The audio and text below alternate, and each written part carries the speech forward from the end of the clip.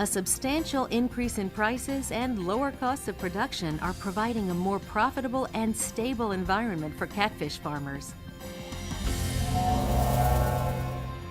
Since 2005, U.S. and Arkansas farm-raised catfish farmers have had to deal with unprofitable prices for their fish, foreign competition, and high feed costs. Pond acreage dropped as many farmers shifted to row crops. But things have improved for those who weathered those hard times and stayed in business. Well, 2 years ago, the price came up a little bit. Feed prices have started down. That's been encouraging to farmers. But our acreage is, I think, probably bottomed out this last year. And we expect it to start back on an upward trend. Prices on the pond bank now are $1.25 to $1.35 a pound, which is a really good price, and with feed coming down, the farmers are more optimistic about the future than what they have been in many years.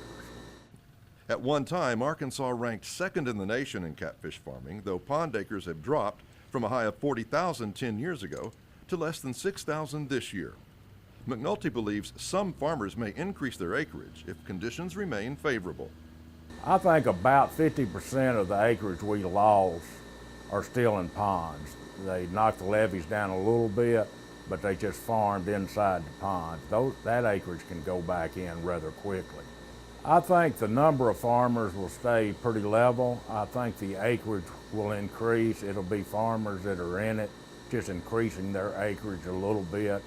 A lot of them that are in it now have ponds that they hadn't put in production in a couple of years. I think that acreage could go in pretty fast. So I think we'll see just kind of a steady, healthy increase in the acreage in production.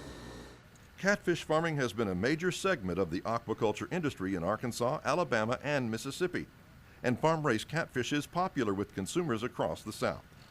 Though the number of farms and acreage may not return to the levels of 10 years ago, industry leaders say they're processing what they can sell, and restaurants should continue to have enough supply to meet consumer demand.